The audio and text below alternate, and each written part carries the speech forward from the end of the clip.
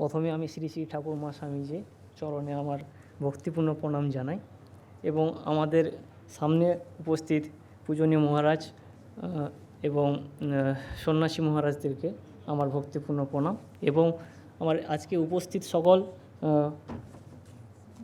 সকল গুচ্ছ সমিতি গ্রাম সংগঠন থেকে আগত সম্পাদক ও অন্যান্য সদস্যদের আমার ভক্তিপূর্ণ প্রণাম, শ্রদ্ধা, নমস্কার।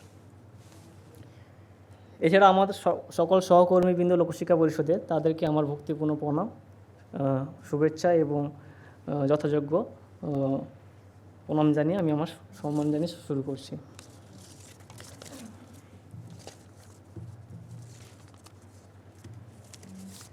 আজকের এই অধিবেশনে আমাদের যেটা আলোচ্য বিষয় হচ্ছে সংগঠন হিসাব রক্ষণ শীর্ষক প্রশিক্ষণ শিবির। এখানে প্রথম পার্টে ভাগ করা হয়েছে হিসাব রক্ষণ, অর্থাৎ আমরা গ্রাম সংগঠন বা গুচ্ছ সমিতিতে সেখানে আমরা কিভাবে হিসাব রক্ষণটা রাখবো এবং এর মানে কেন রাখবো বা এটাকে আমরা রাখার কতটা গুরুত্বপূর্ণ রয়েছে সেই বিষয়ে একটু আমি আলোকপাত করব। কারণ আমাদের হিসাব রক্ষণ করার আসল উদ্দেশ্য হচ্ছে সারা বছর ধরে আমরা যা সমস্ত লেনদেন বা এই সংক্রান্ত কাজকর্ম করব সেগুলো একটা জায়গায় সুষ্ঠুভাবে এবং সুন্দরভাবে নথিভুক্ত করব। নথিভুক্ত করার উদ্দেশ্য হচ্ছে বছরের শেষে যাতে আমরা সেটাকে তার ফলাফল বা সেটার থেকে আমাদের আর্থিক অবস্থা নির্ণয় বা সেখান থেকে আমরা কোনো সিদ্ধান্ত গ্রহণ বা আমরা সেখান থেকে কোনো তথ্য যাতে পরিষ্কারভাবে দেখতে পাই, সেই সূত্রে আমরা এইটাকে আমরা সংগঠনে আমরা এখানে হিসাব রক্ষক কার্য শুরু হয় প্রতিটি লেনদেনের ভিত্তিতে। লেনদেন মূলত দুটি বৈশিষ্ট্য থাকে, এতে দুটি পক্ষ অর্থাৎ ডেবিট এবং ক্রেডিট, এবং এই লেনদেনগুলি একটি আর্থিক এককে পরিমাপযোগ্য, অর্থাৎ ডেবিটের ঘরে কত অ্যামাউন্ট আছে এবার অর্থাৎ কোনো লেনদেন হলো সেখানে কত অ্যামাউন্টের সেই লেনদেনটা হয়েছে সেটাতে দুটি পক্ষতে আমরা ভাগ করা হয় এবং এই প্রত্যেকটা ট্রানজ্যাকশানকে আমরা ক্যাপিটালাইজড বা মূলধন জাতীয় ট্রানজ্যাকশান কিনা বা রেভিনিউ জাতীয় ট্রানজ্যাকশান কিনা সেটাকে আমাদেরকে বিবেচনা করতে হয়। এই কারণে বিবেচনা করতে হয় রেভিনিউ জাতীয় ট্রানজ্যাকশান হলে আমাদের লাভ ক্ষতি যেটা আমাদের হিসাব সারা বছরে বের করি সেই লাভ ক্ষতি হিসাবটাকে আমাদেরকে বের করাতে সাহায্য করে। যেমন আমরা যদি একটা হিসাবের শুরুতে আমরা যদি একটা গোল্ডেন রুলসে আমরা যদি পর্যালোচনা করি, এখানে প্রত্যেকটা লেনদেন বা প্রত্যেকটা যে জার্নাল বা যে কটা ট্রানজ্যাকশান হচ্ছে সেগুলোকে আমরা দুটো ভাগে ভাগ করতে পারি। একটা হচ্ছে পার্সোনাল অ্যাকাউন্ট বা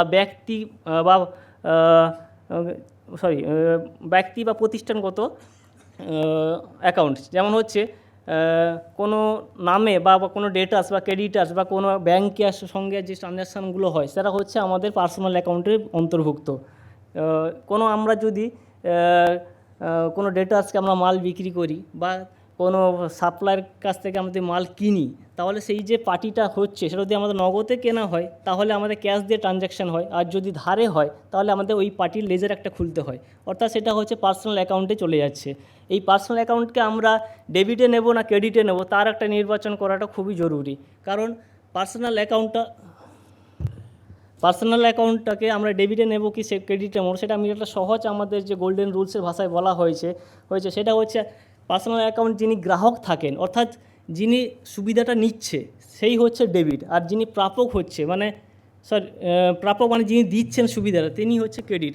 আমি একটা উদাহরণ দিয়ে যদি বলতে পারি যে একটা মাল বিক্রি হয়েছে যাকে ধারে, একটা পার্টির নাম উদাহরণ নিতে পারি যে একটা ট্রেডিং কোম্পানি, ওই ট্রেডিং কোম্পানি যখন আমি মালটা বিক্রি করছি তাহলে এখানে সুবিধা নিচ্ছে হচ্ছে ট্রেডিং কোম্পানিটা, তাহলে ওই অ্যাকাউন্টটা যখন খুলবো তাহলে ওই অ্যাকাউন্টটা হচ্ছে আমাদের ডেবিট, আর আমরা যেহেতু বিক্রি করছি অর্থাৎ আমাদের সেটা সেলসটা ক্রেডিটে চলে যাচ্ছে। এইভাবে আমাদের একটা সাজানো হয়ে থাকে যে পার্সোনাল অ্যাকাউন্ট হলে যিনি হচ্ছেন গ্রাহক বা যিনি সুবিধা নিচ্ছেন তিনি হচ্ছে ডেবিট, আর যিনি হচ্ছে সুবিধা দিচ্ছেন তিনি হচ্ছেন ক্রেডিটে।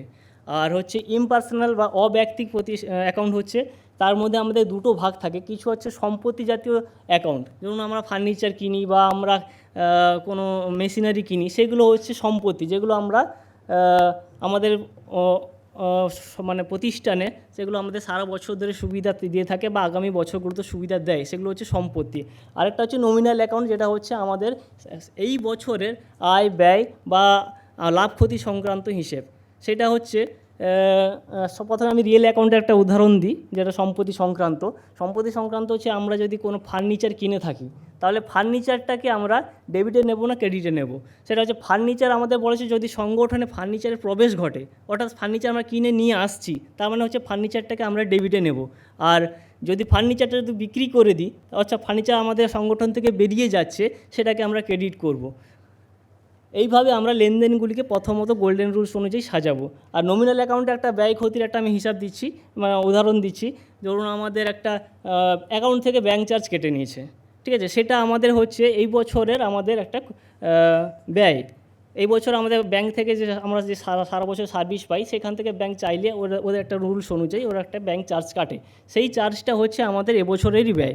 তাই এই বছরে যেহেতু ব্যয়, সেটা তাহলে আমাদের ব্যয় হলে আমাদের হচ্ছে ডেবিট, তাহলে ওই অ্যাকাউন্টটা আমরা ডেবিট করব, সেটা আমার ব্যাঙ্ক অ্যাকাউন্ট থেকে কেটে নিচ্ছে, তাই আমরা ব্যাঙ্কটাকে ক্রেডিট করব। এই হচ্ছে আমাদের স্বাভাবিক গোল্ডেন রুলসের কয়েকটা পয়েন্টে আমরা আলোচনা করলাম। এবারে আসছি আমরা হচ্ছে রিসিপ্টস অ্যান্ড পেমেন্টস, যেটা খুব ইম্পর্টেন্ট থাকে সংগঠন বা গুচ্ছ সমিতিতে। রিসিপ্ট পেমেন্টের ক্ষেত্রে আমরা রিসিপ্ট বলতে কি বুঝি? সারা বছর ধরে আমরা যে যে বিভিন্ন কর্মকাণ্ডের জন্য আমরা যে টাকা পয়সা বা যে কোনো ধরনের ইনকাম করে থাকি বা আমরা রিসিভ করে থাকি কোনো পার্টির কাছ থেকে বা কোনো প্রতিষ্ঠানের কাছ থেকে বা কোনো অর্গানাইজেশন কাছ থেকে, সেগুলো হচ্ছে আমাদের রিসিভ। আর পেমেন্টটা ঠিক এর উল্টো, আমরা কোনো কারণে যদি আমাদের কাউকে পেমেন্ট করতে হয়, যেমন আমরা কারো কাছ থেকে সার্ভিস নিয়েছি বা কাউকে কাজ করিয়েছি, তাদেরকে আমাদেরকে পেমেন্ট করতে হতে পারে, সেখানে হচ্ছে পেমেন্ট। এই রিসিভের কয়েকটা আমি উদাহরণ দিয়ে ব্যাখ্যা করছি। রিসিভে হচ্ছে আমরা ক্যাশ, চেক বা ব্যাংকের মাধ্যমে করতে পারি। কারণ একটা উদাহরণ দিয়ে বলছি, ব্যাংক ইন্টারেস্ট বা ডোনেশান রিসিভ, এগুলো হচ্ছে আমরা ক্যাশেও হয়, ব্যাংকটা হচ্ছে ব্যাংকেই হবে, আর ডোনেশানটা আমাদের ক্যাশেও হতে পারে, ব্যাংকে হতে পারে। এগুলো হচ্ছে আমাদের রিসিভের ঘরে আসছে।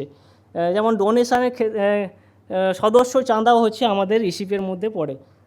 সদস্য চাঁদার ক্ষেত্রে আমি একটু ইম্পর্টেন্ট কথা বলবো, যে সদস্য চাঁদা প্রতিষ্ঠানে একটা রেভিনিউ জাতীয় রসিদ, মানে ওই বছরের যদি সদস্য চাঁদা আমরা পেয়ে থাকি, সেটা আমাদের সেই বছর রেভিনিউ ইনকাম হয়ে থাকে।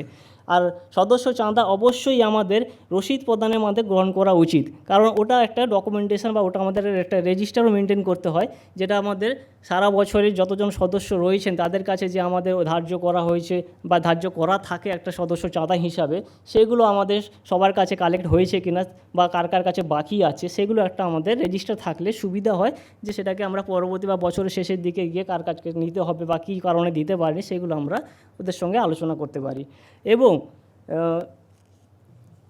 এবং যেমন দান বা ডোনেশনের ক্ষেত্রে, দান ও ডোনেশনের ক্ষেত্রে ঠিক কোনো আমরা টাকা পেলে সেটা স্বচ্ছতা বজায় রাখার জন্য আমরা অবশ্যই রসিদের মাধ্যমে ডোনেশান গ্রহণ করব, এবং সেখানে ডোনেশানগুলোকে আমরা কিছু গুরুত্বপূর্ণ তথ্য সংগ্রহ করতে হবে, কারণ ইনকাম ট্যাক্সের কিছু রুলস থাকে, যেখানে আমাদের ডোনেশান কালেক্ট করলে সেখানে তাদের কাছে, গভর্নমেন্টের কাছে আমাদেরকে কিছু ওই রুলস অনুযায়ী কিছু তথ্য সরবরাহ করতে হয়। সেখানে হচ্ছে যেমন ডোনারের নাম, ডোনারের আই কার্ড বলতে আধার, প্যান বা আচ্ছা পাসপোর্ট, এই সমস্ত জাতীয় আইডি নাম্বার, কিন্তু নামটা অবশ্যই হতে হবে আই কার্ডে যে উল্লিখিত নাম আছে হুবহু সেম নামে যেন নামটা আমাদের পাঠানো হয়, এবং ওনার সম্পূর্ণ ঠিকানা বলতে আমরা শুধু একটা জায়গার নাম বলে দিলাম, কিন্তু সেই জায়গার নাম ধরে কাউকে কখনো খুঁজে পাওয়া সম্ভব নয়। সম্পূর্ণ ঠিকানা তার বিল্ডিং নাম্বার, রোড নাম্বার বা পিনকোডটাও খুব ইম্পর্টেন্ট।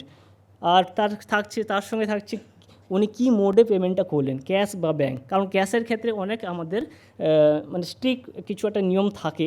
ক্যাশের ক্ষেত্রে একটা নির্দিষ্ট অ্যামাউন্ট পর্যন্ত আমরা নিতে পারি না, বা সারা বছরে আমাদের যেমন উল্লেখ থাকে 2 লক্ষ টাকার বেশি আমরা কোনো ক্যাশ কারো কাছ থেকে ডোনেশন নিতে পারি না, বা এককালীন আমরা 2000 টাকা ক্যাশ ডোনেশন নিতে পারি না, এগুলো বাধ্যবাধকতা থাকে। এবং দাতা কী জন্য, মানে কী উদ্দেশ্যে উনি আমাদের ডোনেশন করলো, সেটাও খুব ইম্পর্টেন্ট থাকে। যেমন যেমন আমি রিসিটের মধ্যে বলতে পারি যে ব্যাঙ্ক সুদটাও একটা আমাদের বিভিন্ন থেকে আসতে পারে বলতে আমি বলছি সেভিংস অ্যাকাউন্ট থাকে, আর আমাদের অনেক গুচ্ছ সমিতি বা সংগঠনের আমাদের ইনভেস্টমেন্ট করা থাকে, সেখান থেকেও ব্যাঙ্ক সুদ আসে। ব্যাঙ্ক সুদটাও আমাদের খুব ইম্পর্ট্যান্ট, বিশেষ করে ইনভেস্টমেন্টের ক্ষেত্রে। ব্যাঙ্ক সুদ অনেক সময় আমরা প্রতি বছর কোয়ার্টারলি নিতে পারি, 6 মাসে নিতে পারি, 1 বছর নিতে পারি, আবার অনেক সময় আমরা করে থাকি কি, যখন আমাদের ম্যাচুরিটি হবে তখন আমরা একসাথে ইন্টারেস্ট নিয়ে থাকি। সেক্ষেত্রে একটু আমাদের ক্যালকুলেশনের ব্যাপার থাকে, কারণ আমাদের এই বছরে যদি ইন্টারেস্ট যা আমরা আর্ন করি সেটা যদি ম্যাচুরিটি শেষে যদি পরের বছরে দেয়, তাহলে আমাদের এই বছরে কোনো খাতায় ইনকামই উঠলো না। তার মানে হয়তো দেখা যাবে আমাদের হয়তো 1 লাখ টাকা যদি আমাদের ইন্টারেস্ট হয়ে গিয়ে আছে, অথচ আমরা যেহেতু আমাদের ব্যাংকে ঢুকেই নি, যখন ম্যাচুরিটি হবে তখন একসাথে আসবে, তার মানে এই বছর আমাদের খাতাই উঠলো না আর আমাদের লাভ ক্ষতির হিসাবই আসলো না, অথচ আমাদের এটা এবছরের ইনকাম। সেইগুলো ক্ষেত্রে একটু হিসাব করে আমাদেরকে ব্যাংক ইন্টারেস্ট এই বছরে অ্যাকচুয়ালি ইন্টারেস্ট কত সেটাকে ক্যালকুলেশন করে আমাদের খাতাপত্র করতে হবে।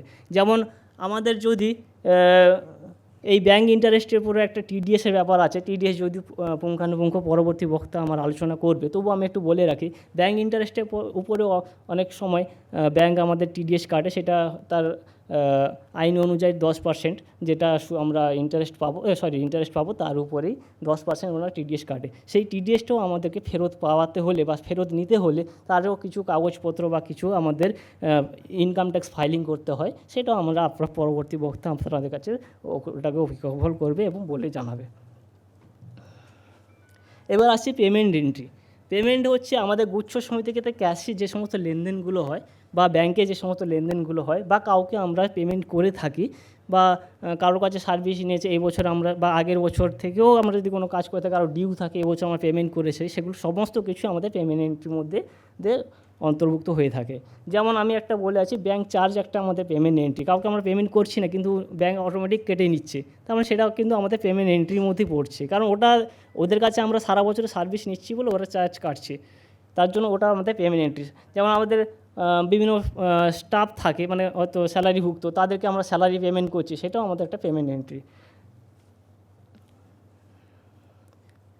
এবারে আমাদের পেমেন্ট এন্ট্রির ক্ষেত্রে কিছু বাধ্যবাধকতা বা নিয়ম করেছে ইনকাম ট্যাক্স আইন। সেখানে হচ্ছে আমাদের পেমেন্টের ক্ষেত্রে একজন ব্যক্তিকে একদিনে 10,000 টাকা বেশি পেমেন্ট করা যাবে না ক্যাশে, কারণ ওই ব্যক্তিটাকে আমরা যদি ইনকাম ট্যাক্সের আইনের বাইরে পেমেন্ট করি তাহলে কিন্তু আমাদেরকে সেখানে পেনাল্টি দিতে হতে পারে, এবং কি পেনাল্টি দিতে হতে পারে না, পেনাল্টি দিতে হবে, আইন যেহেতু করে দিয়েছে গভর্নমেন্ট, তার জন্য আমাদের পেনাল্টি দিতে হবে। সেক্ষেত্রে আমরা সবসময় চেষ্টা করব পেমেন্টের ক্ষেত্রে ব্যাংকটাকে, মানে অর্থাৎ ব্যাংকের মাধ্যম দিয়ে যাতে পেমেন্ট করা যায় সেইটা চেষ্টা করব। যেখানে হয়তো ব্যাংকের সম্ভাবনা কম বা ব্যাংকের দ্বারা করা সম্ভব হচ্ছে না, ছোটোখাটো কিছু পেমেন্ট থাকে, যেমন আমি আজকে একটা কোথাও ছোটোখাটো একটা টিফিনের ব্যবস্থা করেছি, সেখানে আমি তো ওই পার্টির কাছ থেকে বা রাস্তা থেকে একটা কোনো দোকান থেকে খাবার এনেছি, সেখানে আমি ব্যাংকে কী করে পেমেন্ট করতে পারি, সেক্ষেত্রে হয়তো আমাদের এগুলো ক্যাশে দিতে পারি। কিন্তু আমাদের ম্যাক্সিমাম যে সমস্ত রেগুলার পেমেন্ট বা রেগুলার যে সমস্ত ট্রানজ্যাকশান হয়ে থাকে সেগুলোকে আমরা ব্যাংকের মারফত দিয়ে করব এবং করার চেষ্টাও করব। এরপরে আসছি পারচেস বা ক্রয় প্রক্রিয়া। ক্রয় প্রক্রিয়া বা আমাদের যেগুলো কোনো ভাউচার প্রসেস করতে হলে কিছু আমরা নিয়মাবলী পালন করি। এই কারণ ওই ভাউচার প্রসেসের মধ্যে আমাদের অনেক কিছু সততা বা দক্ষতা বা আমাদের কোনো ভুল বা কাউকে ভুলবশত পেমেন্ট বা কাউকে কোনো কিছু যাতে গণ্ডগোল বা কোনো সমস্যা না হয় তার জন্যই আমরা কিছু বা পরবর্তীতে কোনো সমস্যা না আসতে পারে, যেমন যদি কোনো ফান্ডিং এজেন্সির হয়ে আমরা কাজ করি তাদেরও কিছু নিয়মাবলী বা কিছু গাইডলাইন থাকে, আমরা সব কিছু মিলিয়ে একটা ছোট্ট একটা গাইডলাইন তুলে ধরছি, সেগুলো আমরা মেনে চললে আগামী আশা করছি যত সব ফান্ডিং এজেন্সি বা যে কোনো সমস্ত সংস্থা থেকে আমরা টাকা নিয়ে কাজ করি তাদেরকে আমরা স্যাটিসফাই বা সেই মতো আমরা রেজাল্ট দিতে পারবো।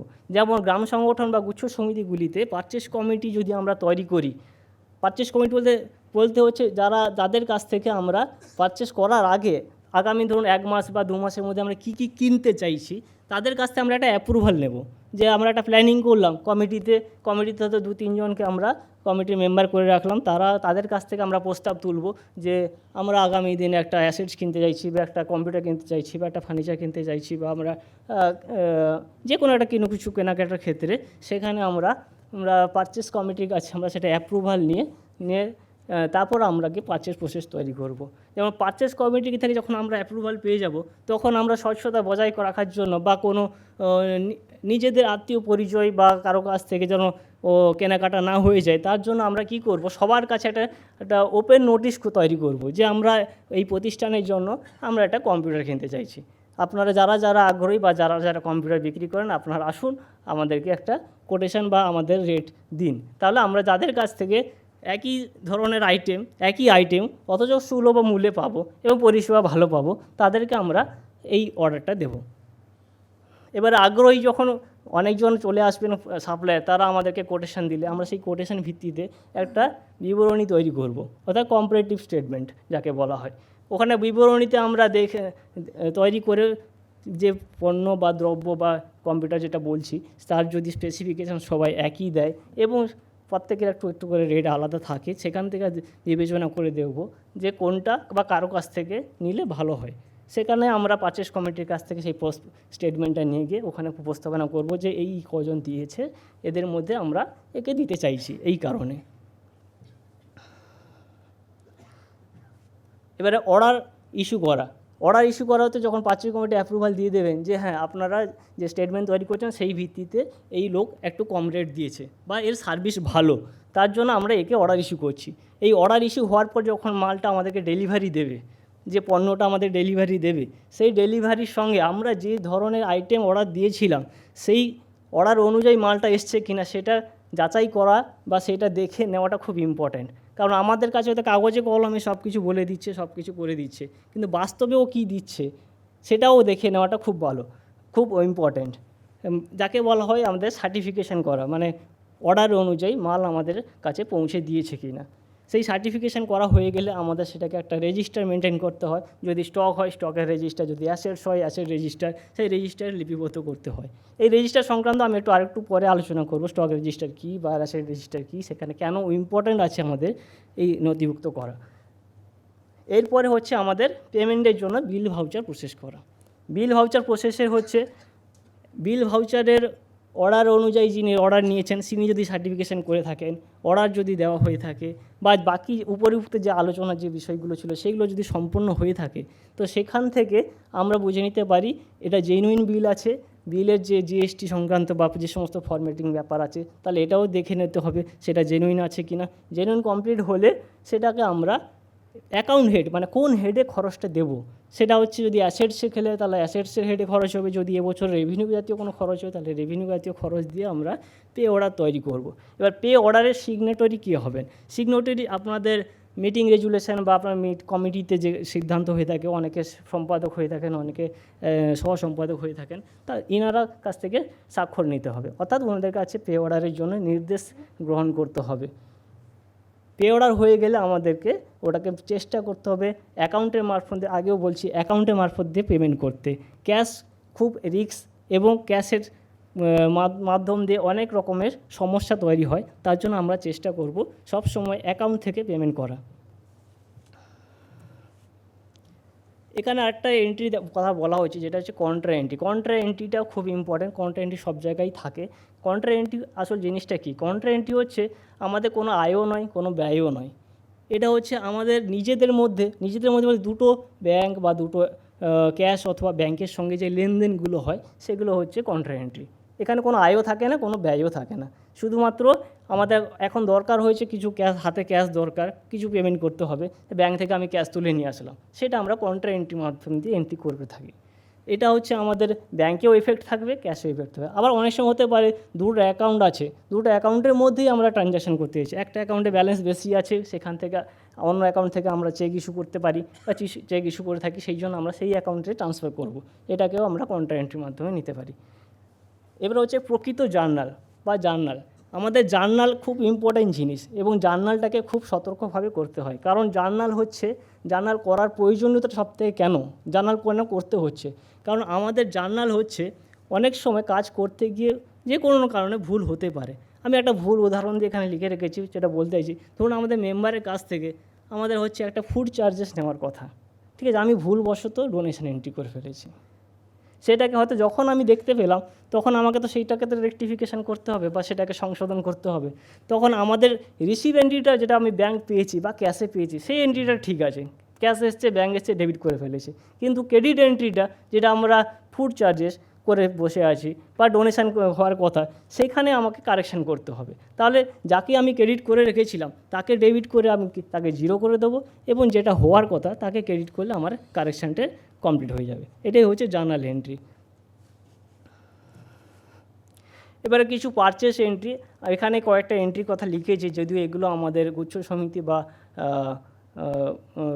গ্রাম সংগঠনেতে হয় না। এটা অ্যাকচুয়ালি যারা ট্যালিতে বা সফটওয়্যারে মেনটেন করে তাদের ক্ষেত্রে এগুলো স্পেসিফিকেশান ভাউচার এন্ট্রিতে করলে রিপোর্টিংটা খুব ভালো হয়। মানে অর্থাৎ purchase entry, sales entry, purchase return entry বা সেলস রিটার্ন এন্ট্রি, এগুলো যদি আলাদা আলাদা আমাদের ভাউচার ক্রিয়েশন করে ভাউচার থেকে যদি এন্ট্রি করে থাকি তাহলে এদের অটোমেটিক একটা রেজিস্টার তৈরি হয়। সেই রেজিস্টার থেকে আমরা কি জানতে পারি না সারা বছর আমাদের কী কী পারচেস করেছি বা কত টাকার পারচেস করেছি, সেটাও আমাদের কোনো আলাদাভাবে রেজিস্টার করতে হয় না, সেই ট্যালি বা সফটওয়্যার থেকে আমরা জানতে পারি। সেলস কত হয়েছে সেটাও জানতে পারি, বা সেলস রিটার্ন বা পারচেস রিটার্ন হলেও সেটাও আমরা জানতে পারি। এবার আসি খাতাপত্র। আগে অনেকগুলো খাতাপত্রের কথা বলে গেছিলাম, এখানে অনেকগুলো লিস্টে আমি মোটামুটি যেটুকু আমার গুচ্ছ সমিতি বা সংগঠন থেকে যারা কাজ করে আসছেন তাদের কাছে আলোচনা করে মোটামুটি যেটুকু জেনেছি, আপনারা অনেকেই খাতাপত্র মেনটেন করেন, ঠিক আছে। কিন্তু তার মধ্যেও এই খাতাপত্রগুলো মেনটেন করার মানে উপকারিতা কী বা কেন করব সেটা একটু আমি আলোচনা করব। যেমন সাবস্ক্রিপশান রেজিস্টার হচ্ছে আমাদের যতজন সদস্য থাকেন, ঠিক আছে, তাদের নামের তালিকা, সেখানে আমাদের সভ্যপদ অনুযায়ী নামের তালিকা করা হয়ে থাকে, বা বিভিন্ন নতুন যারা বা সব থেকে যারা পুরনো সেইভাবে হিসাবে একটা নামের তালিকা করা হয়ে থাকে। এখানে সাবস্ক্রিপশানে আমাদের একটা চাঁদা ধার্য থাকে, মানে মান্থলি বেসিস বা ইয়ারলি বেসিস। সেই চাঁদাগুলো আমাদের এই সাবস্ক্রিপশান রেজিস্টারে থেকে আমরা জানতে পারি যে আমরা সাবস্ক্রিপশান কার কাছ থেকে পেয়েছি, যেটা যেহেতু আমাদের প্রতিষ্ঠানের একটা ইনকাম বা একটা আয়, বা এটা একটা কমিটি থেকে পাস করানো একটা ধার্য চাঁদা যেটা ন্যূনতম বা দিতে হয়, সেটাকে আমরা সেখান থেকে পর্যালোচনা করতে পারি যে আমাদের কোন কোন সদস্যদের কাছ থেকে সাবস্ক্রিপশান নিয়েছি বা নিতে বাকি বা নিতে হবে সেটা। এবার আসছি ফিজ কালেকশান হচ্ছে আমাদের অনেক প্রতিষ্ঠানে বিভিন্ন ট্রেনিং হয়ে থাকে বা কোনো ক্লাস হয়ে থাকে, সেখান থেকে আমরা ফিজ কালেকশান করি। ফিজ কালেকশান রেজিস্টারটা খুব ইম্পর্টেন্ট, কারণ আমরা অনেক সময় অনেকের কাছ থেকে টাইমে ফিজ কালেক্ট করতে পারি। অনেক রকম সমস্যা থাকতে পারে যে কারোর সেই টাইমে হাতে টাকা ছিল না, বা ফ্যামিলি থেকে কেউ টাকা দিতে পারেনি, সেক্ষেত্রে আমরা একটু কনসিডার করে থাকি যে ঠিক আছে কয়েকদিন পরে দিয়ে দেবেন। তার জন্য এই রেজিস্টারটা মেনটেন করা থাকলে যে আমরা সময় যে আপনার এই তারিখের মধ্যে টাকা দেওয়ার কথা ছিল অথচ আপনারা এখনও দেননি বা দিতে পারেননি, বা এটা দিয়ে দেওয়ার ব্যবস্থা করুন। তার জন্য ফিজ কালেকশান বা কোন ট্রেনিংয়ের এগেনস্টে আমার ফিজগুলো এসছে বা ওই ট্রেনিং ওয়াইজ আমাদের ফিজের অ্যামাউন্ট কত হয়েছে সেইগুলো রিপোর্টগুলো করতে সুবিধা করে। এবার হচ্ছে ডোনেশান রেজিস্টার তো খুব ইম্পর্ট্যান্ট, আগেই বললাম ডোনেশান রেজিস্টার কী জন্য, কারণ ডোনেশান রেজিস্টারটা আমাদের এই কারণে লাগে, আমাদের বছরের শেষে যে আমাদেরকে গভর্নমেন্টকে জানাতে হয় কাদের কাছ থেকে আমরা ডোনেশান নিয়েছি, কেন নিয়েছি, কত টাকা নিয়েছি, তাদের ডিটেলস। তার জন্য ডোনেশান রেজিস্টার খুবই গুরুত্বপূর্ণ। এবার ডেইলি কালেকশান হচ্ছে উপরে যে কটা আলোচনা করলাম এগুলো কিন্তু ডেইলি কালেকশানের মধ্যে পড়ে। মানে ডেইলি কালেকশান সারাদিনে যদি আমি কতজনের কাছে কী জন্য টাকা মানে পেয়েছি বা টাকা কালেকশন করেছি, এগুলো সবগুলোই হচ্ছে ডেইলি কালেকশানের মধ্যে। এটা ডেইলি কালেকশান তারাই করে ম্যাক্সিমাম, আমি যেটা জেনেছি, যে যাদের খুব ট্রানজ্যাকশান থাকে, সারাদিন হয়তো 20-50 অনেকটা ট্রানজ্যাকশান হয়, তো তারা কিন্তু ডেইলি ট্রানজ্যাকশান মেনটেন করাটা খুব সুবিধাজনক। কারণ সারাদিনে একটা রেজিস্টারে সারাদিনে লিখে ফেললাম, পরে আমি সেটাকে সাবস্ক্রিপশান রেজিস্টারে যাবে নাকি ফিজ কালেকশান রেজিস্টারে যাবে বা ডোনেশান কালেকশান রেজিস্টারে যাবে, আমি সেটাকে পরে বসে আমি ভাগ করে নিতে পারবো। তাই জন্য ডেইলি কালেকশান রেজিস্টার যখন হিউজ পরিমাণ থাকে তখন আমরা ডেইলি কালেকশান রেজিস্টারে একজন বসে সারাদিন কী পারপাসে আমরা টাকা পাচ্ছি পরপর লিখে যাচ্ছি। এবার দিনের শেষে আমার অ্যাকাউন্টসে যখন আমরা পাবলিক বা বাইরে পরিষেবা বন্ধ করে আপনার যে মানে অফিস কাজটা করি, সেখানে আমরা সেইগুলোকে নিয়ে আমরা সাজিয়ে নিতে পারি যে এটা ডোনেশান রেজিস্টারে তুলবো, না এটা আমি সাবস্ক্রিপশান রেজিস্টারে তুলবো, না এটা ফিজ রেজিস্টারে তুলবো। এবং ফিজের যেমন কয়েকটা ভাগ আছে, সেখানে হচ্ছে কী ট্রেনিংয়ের জন্য ফিজ বা কী জন্য ফিজটা দিয়েছে, উপযুক্ত সেই খাতায় বা সেই পেজে তুলে আমাকে সেই হিসাবটা পরিষ্কার রাখতে হয়। এবার হচ্ছে ব্যাঙ্ক চেক রেজিস্টার খুব ইম্পর্ট্যান্ট, কারণ এটা হচ্ছে আমাদের যদিও এটা লিকুইড নয়, কিন্তু যখন সিগনেটারি সাইন করে ফেলে সেটাই লিকুইড হয়ে যায়। কারণ ওই সাইন হওয়া চেকটা যার জন্য হয়েছে তার কাছে পৌঁছানোটা খুব ইম্পর্ট্যান্ট। এবং এখানে যখন আমরা ব্যাঙ্ক চেকগুলো যে অ্যাকাউন্ট পে করে তুলে দিয়ে থাকি, সেক্ষেত্রে আমাদের কোনো অসুবিধা নেই। কিন্তু যখন আমরা ক্যাশ উইথড্রল করে তুলি, সেখানে কিন্তু আমি যে যাচ্ছি চেকটা নিয়ে এবং সেই টাকাটা তুলে নিয়ে আবার টাকাটা অফিসে জমা করছি, সেটা খুব মানে ওই চেক রেজিস্টার থেকে দেখা হয়। কারণ চেক রেজিস্টার আমি লিখে দিলাম আমার একজন কর্মীকে দিয়ে আমি 10,000 টাকা তোলাচ্ছি, কিন্তু সেই চেকটা নিয়ে যাওয়ার পর 10,000 টাকা আবার হিসাবটা বুঝিয়ে দিল কিনা অফিসে নিয়ে এসে, সেটা কিন্তু এই চেক রেজিস্টার থেকে আমরা বুঝতে পারি। তাছাড়া আমার কোনো চেক যদি আমি পার্টিকে দিয়েছি কিন্তু ওই চেকটা ওরা এখনও হয়তো ব্যাংকে প্রেজেন্টেশন করেনি, মানে প্রেজেন্ট করায়নি, অথচ 3 মাস পেরিয়ে গেছে, তার মানে ওই চেকটা তো কোনো ভ্যালুই থাকবে না। 3 মাস পেরিয়ে যাওয়া মানে ইস্যু ডেট থেকে সেই চেকটা হচ্ছে ক্যান্সেল চেক, মানে যেটাকে আমরা স্টিল চেক বলে থাকি। সেই চেকটা যখন আমরা বাদ হয়ে যাবে, তাহলে আমাদের পার্টিকে আবার জানাতে হবে যে আপনার ওই চেকটা তাহলে ফেরত দিন, আমরা আবার পুনরায় নতুন একটা চেক ইস্যু করবো। যেহেতু আপনি যে কারণে বশত হয়তো আপনার হারিয়ে যাওয়া বা যে কোনো বশত যদি কোনো না জমা করে থাকেন, তাহলে সেটা আমাদেরকে ফেরত দিন, আমরা করতে হবে। তার জন্য চেক রেজিস্টারও খুব ইম্পর্ট্যান্ট। এবার রয়েছে অ্যাডভান্স রেজিস্টার।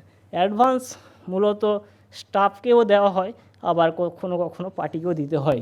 অ্যাডভান্সের এগেনস্টে অ্যাডভান্স দেওয়ার পরে আমাদের একটা রেসপন্সিবিলিটি বেড়ে যায় অ্যাডভান্স কালেকশান করা। কারণ আমি অ্যাডভান্স দিয়ে দিলাম কিন্তু অ্যাডভান্সটা কালেকশান করতে পারলাম না, বা যে কারণে অ্যাডভান্সটা দিলাম সেই কাজটাই হলো না, সেটা কিন্তু আমাদের এক ধরনের মানে কি বলবো, আমাদের লাইবিলিটির মতো পড়ে যাচ্ছে।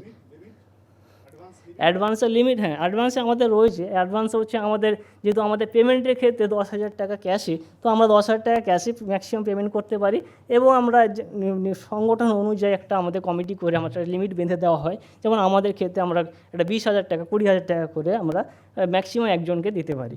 যখন আবার ও যখন কাজ শেষ করে ভাউচার বা সমস্ত জমা করে ওরা অ্যাডভান্স রিকভারি করে নেয়, তখন আবার হয়তো আবার নতুন কাজের জন্য তখন আমরা অ্যাডভান্স দিতে পারি। কিন্তু এককালীন আমরা বেশি টাকা কাউকে অ্যাডভান্স দিতে পারবো না বা পারি না। এবারে রয়েছে মেম্বার রেজিস্টার, যেটা আমি সাবস্ক্রিপশান রেজিস্টার বললাম, সেটা ঠিক মেম্বার রেজিস্টার একই। সাবস্ক্রিপশান হচ্ছে চাঁদা, মেম্বারদের কাছ থেকে চাঁদা গ্রহণ করা, আর এটা হচ্ছে মেম্বারদের যখন যত নতুন মেম্বার আসছে বা মেম্বার ছেড়ে চলে যাচ্ছে বা এই জাতির জন্য মেম্বার রেজিস্টার আমরা করে থাকি। আরেকটা হচ্ছে মিটিং রেজুলেশন, যেটা হচ্ছে মিটিং রেজুলেশন হচ্ছে আমাদের সংগঠনগুলির নিয়ম অনুযায়ী কখনো 2 মাস 3 মাস বা 6 মাস অন্তর মিটিং করতেই হয়। সেই মিটিং কী লেখা, মানে কী আলোচনা হলো, সেখান থেকে কী সিদ্ধান্ত গ্রহণ হলো, সেই সিদ্ধান্তগুলোকে আমরা একটা রেজিস্টার লিপিবদ্ধ করে থাকি, যেটা আমরা ভবিষ্যতে অনেক সময় দরকার হতে হয় বা হতেও পারে। সেগুলোর ক্ষেত্রে আমাদের মিটিং রেজিস্টারটা খুব ইম্পর্ট্যান্ট। এবার হচ্ছে পারচেস রেজিস্টার।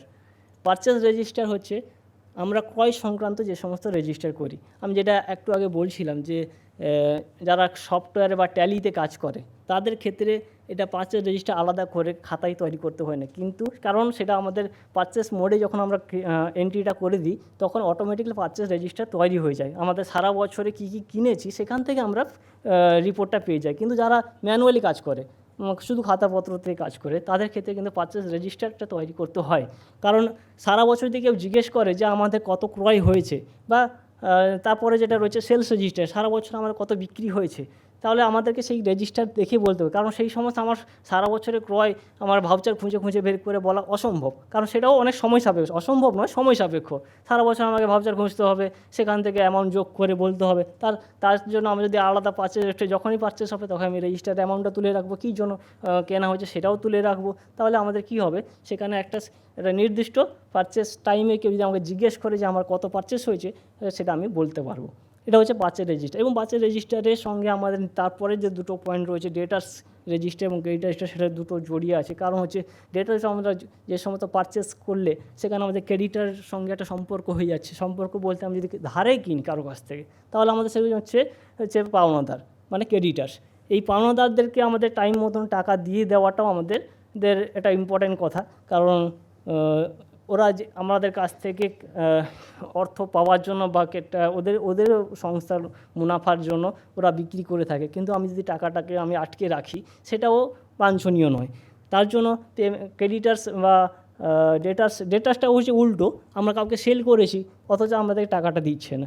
তার জন্য আমাদের একটা রেজিস্টার করতে কার কাছ থেকে আমি টাকা পাবো, সেটাও আমাদের যেটা খুব ইম্পর্ট্যান্ট। এটা আমাদের ব্যালেন্স শিটে ইফেক্ট হয়ে থাকে যে সারা বছরের বা বছরের শেষে আমাদের কার কাছ থেকে পাওনা বাকি আছে বা কাকে কাকে টাকা দিতে হবে, এটাও একটা কম্পেয়ার করা হয়। যার জন্য ডেটার্স এবং ক্রেডিটার্স রেজিস্টারও খুব ইম্পর্ট্যান্ট। এর সঙ্গে রয়েছে স্টক রেজিস্টার। স্টক রেজিস্টার হচ্ছে আমাদের যে সমস্ত মাল কেনা হচ্ছে সেগুলো হচ্ছে স্টকে এন্ট্রি করা হয় এবং সেটা ঠিক জায়গা বা কোথায় ব্যবহার হচ্ছে বা কী জন্য ব্যবহার হচ্ছে সেখানে নোট করা হয়। কারণ এটা অনেক সময় অনেক বিভিন্ন সিদ্ধান্তে জানতে পারে যে কেউ একজন, আমি স্টেশনারির কথা বলি, কেউ হয়তো দেখা যাচ্ছে যে সারা বছরে 10টা করে ক্যালকুলেটার তুলছে, তার ক্যালকুলেটার যাচ্ছে কোথায়? কেউ হয়তো পেন তুলছে, হয়তো একটা পেন তুললে হয়তো সারা মাসই চলে যায়, সেখানে হয়তো দেখা গেলো পেন অসংখ্য তুলছে, সেখানে তার যাচ্ছে কোথায়? এই স্টক রেজিস্টার থেকে আমরা কিন্তু কন্ট্রোল করতে পারি যে কার স্টক রেজিস্টার আমাদের বছরে কত পেন কেনা হচ্ছে, কত ক্যালকুলেটার কেনা হচ্ছে, কত স্কেলে কেনা হচ্ছে, সেগুলো কে কী নিচ্ছে, কত পরিমাণ নিচ্ছে, সেখান থেকে আমরা একটা সিদ্ধান্ত বা একটা মনিটরিং করতে পারি। এরপর হচ্ছে ইনভেস্টমেন্ট রেজিস্টার। এটা যেটা আগে বলছিলাম যে ইনভেস্টমেন্টের ক্ষেত্রে আমাদের টাইমের সুদের আচ্ছা, অ্যাসেট রেজিস্টার হচ্ছে, অ্যাসেট রেজিস্টার খুব ইম্পর্ট্যান্ট। এই কারণ হচ্ছে অ্যাসেটসের উপর আমাদের ব্যালেন্স শিট তৈরি করা হয়। ব্যালেন্স শিটে অ্যাসেটসের প্রত্যেক বছর একটা অবচয় বা যেটা আমাদের ডেপ্রিসিয়েশন বলা হয়, ডেপ্রিসিয়েশন ধার্য করতে হয়। সেটা আমাদের একটা নির্দিষ্ট রেট আছে অ্যাসেটসের ধরন অনুযায়ী। সেখানে যেমন আমাদের থাকে ফার্নিচার থাকে, টেবিল থাকে, ফার্নিচারের মধ্যে টেবিল বটে, টেবিল চেয়ার, তারপরে কম্পিউটার, প্রিন্টার, বিল্ডিং থাকে, অনেকে ল্যান্ড থাকে। ল্যান্ডের ক্ষেত্রে আমাদের যেহেতু ডেপ্রিসিয়েশন হয় না, কারণ ল্যান্ডের ভ্যালুয়েশন সবসময় ইনক্রিজ হয়, কখনো মানে আমাদের ডিক্রিজ হয় না, সবসময় অ্যামাউন্টটা বাড়ে। বাকি যত ধরনের সব অ্যাসেটস আছে সবার উপর আমাদের ডেপ্রিসিয়েশন চার্জও করতে হয়। এই ডেপ্রিসিয়েশনটা কী? ডেপ্রিসিয়েশন হচ্ছে আমাদের সম্পত্তির হ্রাস, আচ্ছা মূল্য হ্রাস। সম্পত্তির মূল্য হচ্ছে আমাদের সম্পত্তি, একটা যখন নতুন জিনিস কিনলাম, আমি এইখানকার যদি বলি একটা এসি কেনা হয়েছে, এসিটা যদি 10 বছর কি 5 বছর একটা লাইফ আছে, এই 10 বছর 5 বছর লাইফের পরে এই 50,000 টাকা যদি দাম হয়, তাহলে আমাদের 10 বছর ধরে আমি এর মানে সুবিধা আমি ভোগ করছি। এই 10 বছর সুবিধা ভোগ করে আমি যদি প্রত্যেক বছরে ডেপ্রিসিয়েশন না করে রাখি, তাহলে যেদিনকে যে বছরে গিয়ে খারাপ হবে বা এটাকে চেঞ্জ করতে হবে, সেই বছর আমাকে ব্যালেন্স শিট থেকে সরিয়ে দিতে হবে। তাহলে আমার সেই 50,000 টাকা একই বছর, এক বছরেই গিয়ে আমার ইনকাম এক্সপেন্ডিচার, আমার লাভ ক্ষতি হিসাবে মাইনাস হয়ে যাচ্ছে। তাহলে আমি যদি এটাকে প্রপোর্শনালি ভাগ করে রাখি, 10 বছরে যদি 50,000 টাকাকে 10 দিয়ে ভাগ করে 5,000 টাকা করে প্রত্যেক বছর করে রাখি, তাহলে আমার প্রত্যেক বছরই সুবিধা পাচ্ছি, প্রত্যেক বছর আমি এটাকে আমার লাভ থেকে আমি কমিয়ে রাখছি। তার জন্য ডেপ্রিসিয়েশন খুব ইম্পর্ট্যান্ট, এবং ডেপ্রিসিয়েশন আমাদের একটা পার্সেন্টেজের একটা নিয়ম আছে, স্পেসিফিকেশান অনুযায়ী, অ্যাসেটের স্পেসিফিকেশান অনুযায়ী, সেই অনুযায়ী আমরা ডেপ্রিসিয়েশন ধার্য করে থাকি। আচ্ছা, এরপর হচ্ছে ইনভেস্টমেন্ট রেজিস্টার। আমি আগে বলেছি ইনভেস্টমেন্ট রেজিস্টার কী জন্য করবো, সেখানে কারণ আমাদের ইন্টারেস্ট আসে, ইন্টারেস্টগুলোকে আমাদের কত টাকা পেয়েবেল আছে, রিসিভেবল আছে, মানে টাকা পাইনি, বা তার উপর টিডিএস কত কেটেছে, টিডিএসটা রিটার্ন করার ব্যাপার থাকে, তার জন্য ইনভেস্টমেন্ট রেজিস্টার। আরেকটা রয়েছে রিসিট বুক রেজিস্টার। এটা একটা হচ্ছে আমি মনে করি খুব ইম্পর্ট্যান্ট এবং ক্যাশের সমতুল্য। কারণ রিসিট বুকস হচ্ছে আমাদের প্রতিষ্ঠানে 10টা কি 100টা রিসিট বই ছাপা হয়েছে, সেই রিসিট বই আমি অফিসে বসে কেটেও টাকা নিতে পারি, আমি অফিসের বাইরে বসেও, যেটা যদি পারমিশন থাকে সেটাও কালেকশন করতে পারি, যেটা আমাদের বাইরে গিয়ে কালেকশন করে আসতে। অনেক সময় পার্টি আমাদের ঘরে এসে যদি টাকা না দেয়, তখন আমি ইনডোর গিয়ে আমাদের টাকা কালেক্ট করতে হয়। সেখানে ক্ষেত্রে যে আমি রিসিট বই যদি আমার সংস্থা যদি পারমিশন থাকে যে অফিসের বাইরে নিয়ে গিয়ে বা সংস্থার বাইরে নিয়ে গিয়ে কালেকশন করার, তাহলে সেখানেও আমি টাকা নিয়ে আসতে পারি। এই রিসিট বই মানে আমাদের কতগুলো বই ছাপা হয়েছে, সেই বইগুলো কার কাছে দেওয়া আছে এবং কোন সিরিয়াল নম্বরে দেওয়া হয়েছে, সেই সিরিয়াল নম্বর অনুযায়ী টাকাগুলো অফিসে জমা হচ্ছে কেন, এবং ওর কাউন্টার পার্টগুলো সঠিক লেখা হয়েছে কি না, কার কাছ থেকে লেখা হয়েছে কি না, সেগুলোকে পুঙ্খানুপুঙ্খ যাচাই করা, অডিট করা, বা সেগুলোকে রেজিস্টারে তুলে রাখা খুব ইম্পর্ট্যান্ট। কারণ ওই রিসিট বই যদি কেউ অসাধু বা কোনো ভুল মিস্টেক মানে কোনো ইচ্ছাকৃত হতে পারে কেউ করতে চায়, তাহলে সে কিন্তু বাইরে নিয়ে গিয়ে নিজের মতো করে টাকা কেটে নিজে পকেটে রেখে দিতে পারে। তার জন্য যারা ম্যানেজমেন্ট কমিটিতে রয়েছে তাদেরকে খুব ফলো করতে হবে যে রিসিট বইটা খুব ক্যাশের মতো ওকে সাবধানে গুছিয়ে রাখা বা তার রেজিস্টার মেনটেন করা। এবারে এই সমস্ত ট্রানজ্যাকশানগুলি আমি জাস্ট একটা সামারি করেছি যে ক্যাশ বইতে কোনটা তুলব, ব্যাঙ্ক বইতে কোনটা তুলব, আর ব্যাংকের পাসবই কী। ক্যাশ বই আপনারা সবাই জানেন, ক্যাশ বই হচ্ছে শুধুমাত্র ক্যাশের ট্রানজ্যাকশানগুলোকে ক্যাশ বইতে উঠবে, আর আমরা ব্যাঙ্ক বই হচ্ছে যত ব্যাঙ্ক দিয়ে কালেকশান বা টাকা আসছে সেগুলো হচ্ছে ব্যাঙ্ক বইতে যাবে। এবারে অনেক প্রতিষ্ঠানে আছে যেটা সিঙ্গেল কলামে করে, আবার ডবল কলামে করে, ঠিক আছে। ডবল কলামে করলে একটু সুবিধা থাকে, ব্যাংকের ঘর আলাদা থাকে, ক্যাশের ঘর আলাদা থাকে, সেখানে আমরা ব্যালেন্স করতে বা ব্যাংকের ব্যালেন্স, ক্যাশের ব্যালেন্স আমরা বুঝতে সুবিধা হয়। তার জন্য ডবল কলাম করাটা আমার মনে হয় খুবই সুবিধাজনক। এবার ব্যাংকের পাসবই জানি ব্যাংক থেকে যে আমাদের মানে ব্যাংকের তরফ থেকে একটা ট্রানজাকশানের স্টেটমেন্ট আমাদের দিয়ে থাকে, সেটা হচ্ছে ব্যাংকের পাসবই। এইটার ক্ষেত্রে একটা যেটা রয়েছে BRS statement, bank reconciliation statement বলা হয়। এই বিআরএসটা করার গুরুত্ব অনেকটাই আছে, এই কারণে আমাদের কিছু কিছু ট্রানজাকশান আমাদের অজান্তে হয়ে যায়। যেমন এই যেটা আগে তখন বলছিলাম ব্যাংক চার্জেস আমাদেরকে জানিয়ে কাটে না, ওদের সময় মতন ওরা কেটে নেয়, কিন্তু সেটাকে আমাদের তাহলে লিপিবদ্ধ অ্যাকাউন্ট ফর করতে, মানে আমাদের বইতে অ্যাকাউন্ট ফর করার জন্য বিআরএস করতে হয়। যেমন আমি বললাম আমরা একটা চেক পাঠিয়েছি ব্যাংকে, আমি এখানে জমা করে নিয়েছি আমার বইতে, কিন্তু ব্যাংকে এখনও সেটাকে জমা করেনি, ওটা ভুলবশত জমা করেনি, বা হয়তো সেটা কোনো টেকনিক্যালি সমস্যা আছে তার জন্য ওটাকে বাউন্স করিয়ে দিয়েছে। তাহলে আমার সেই বিআরএস করলে তবেই কি আমি জানতে পারবো যে ওইটা কী জন্য জমা হয়নি, বা ব্যাংক আটকে রেখেছে কী জন্য, বা ওটা বাউন্স হয়ে গেছে কেন। আর যদি সত্যিকারে বাউন্স হয়ে থাকে তাহলে আমাকে আবার পার্টিকে জানাতে হবে যে আপনি যে চেকটা দিয়েছিলেন সেটা টেকনিক্যালি সমস্যা আছে যার জন্য ব্যাংক ওটাকে রিফিউজ করেছে, আপনি আবার একটা ফ্রেশ বা একটা সঠিক চেক আমাদের সরবরাহ করুন। অবশ্য ওইটা আমি আগেই বললাম অ্যাসেট রেজিস্টারের ক্ষেত্রে। এখানে আমি কিছু রিসিভেবল, পেয়েবল আর ট্রায়াল ব্যালেন্স সংক্রান্ত বলেছি। রিসিভেবল হচ্ছে আমাদের এই বছরে যে সমস্ত টাকা পাওয়ার কথা কিন্তু আমরা এই বছর কালেকশন করতে পারিনি, অর্থাৎ বা যাদের কাছ থেকে পাবো সেটা হয়তো দিতে পারেনি, সামনে বছর দেবে বলেছে, সেটা হচ্ছে রিসিভেবল। আর পেয়েবল হচ্ছে আমাদের দেওয়ার কথা কিন্তু আমরা এই বছরের মধ্যে দিতে পারিনি, আমরা আগামী বছর দেবো, সেটা হচ্ছে পেয়েবল। এটা হচ্ছে আমাদের ব্যালেন্স শিটে আমাদের দেখানো হয়ে থাকে যে এই বছরে আমরা দেওয়ার কথা কত দিতে পারিনি, বা এই বছর আমাদের পাওয়ার কথা কত পাইনি। আচ্ছা, এবারে ট্রায়াল ব্যালেন্স হচ্ছে সারা বছরে আমরা যে এই সমস্ত কথাগুলো বললাম, এই ট্রানজাকশানগুলো ডেবিট ক্রেডিট অ্যামাউন্ট নিয়ে একটা আমরা ট্রায়াল ব্যালেন্স তৈরি করি, কারণ এই সমস্ত যে ট্রানজাকশানগুলো হয়েছে সেগুলো গাণিতিক যে শুদ্ধতা বা সঠিক হয়েছে কিনা তা যাচাই করার জন্য। এই ট্রায়াল ব্যালেন্সটা যদি আমার মিলে যায় বা সঠিক হয়ে যায়, এই পরে আমরা ফাইনাল অ্যাকাউন্টে চলে যাই, কারণ ফাইনাল অ্যাকাউন্ট থেকেই আমরা আমাদের যে উদ্দেশ্য, এই যে কাজগুলো করছি বা এই সমস্ত রেকর্ড করছি তার উদ্দেশ্যটা পূরণ হয়। প্রতিষ্ঠানের চূড়ান্ত হিসাব বিবরণী অর্থাৎ ফাইনাল অ্যাকাউন্ট। এই ফাইনাল অ্যাকাউন্ট থেকে আমরা সারা বছরের সংগঠিত আর্থিক লেনদেন ফলাফল নির্ধারণের জন্য লাভ ক্ষতি হিসাব তৈরি করি। সংগ্রাম সংগঠন ও গুচ্ছ সমিতির আর্থিক স্থিতি প্রকাশ করার জন্য ব্যালেন্স শিট প্রস্তুত করি, এবং এই ব্যালেন্স শিট তৈরি করার জন্য আনুষঙ্গিক অনেক ডকুমেন্টস আমাদের তৈরি করতে হয়, সবগুলোকে একত্রে বলা হয় ফাইনাল অ্যাকাউন্টস। ফাইনাল অ্যাকাউন্টসের মধ্যে একটা প্রথম কাজ থাকে আমাদের, সেটা হচ্ছে receive payment account. Receive payment account হচ্ছে আমি এতক্ষণ বলছিলাম আমাদের যে সমস্ত সারা বছরে যত রিসিটস হয়েছে, যত পেমেন্টস হয়েছে সেগুলোকে সাজিয়ে আমরা রিসিট পেমেন্ট তৈরি করি। এটা আমাদের দুটো পার্টে ভাগ রাখতে হয়, সেটা হচ্ছে যেটা হচ্ছে আমাদের রেভিনিউ জাতীয় ট্রানজাকশান, আর একটা হচ্ছে ক্যাপিটাল জাতীয় ট্রানজাকশান। রেভিনিউ জাতীয় ট্রানজাকশানকে নিয়ে এসে আমরা তৈরি করি হচ্ছে আয় ব্যয়ের হিসাব, যেটা আমাদের সবার মনে কৌতূহল থাকে যে আমাদের সংগঠন এতদিন কাজ করছে বা সারা বছর ধরে কাজ করলো, কত আয় হয়েছে কত ব্যয় হয়েছে। এই আয় ব্যয়টা আমাদের প্রত্যেকেই আমরা কম বেশি খবর নিয়ে রাখি, যা আমাদের এই বছরে ফাইনাল অ্যাকাউন্ট হয়ে গেছে, আমাদের আয় হয়েছে না ব্যয় হয়েছে, অর্থাৎ আমাদের সারপ্লাস হয়েছে না ডেফিসিট হয়েছে। এই আয় ব্যয় হিসাবটা আমাদের রিসিভ পেমেন্টের রেভিনিউ পোর্শন থেকে, মানে রেভিনিউ অংশ থেকে আমাদের বসিয়ে এবছরে আয় ব্যয় তৈরি করতে হয়। এই আয় ব্যয় থাকলে সেখান থেকে আয় ব্যয় যে ব্যালেন্সটা সারপ্লাস হলো সেটা আমাদের ব্যালেন্স শিটে নিয়ে যাওয়া হয়।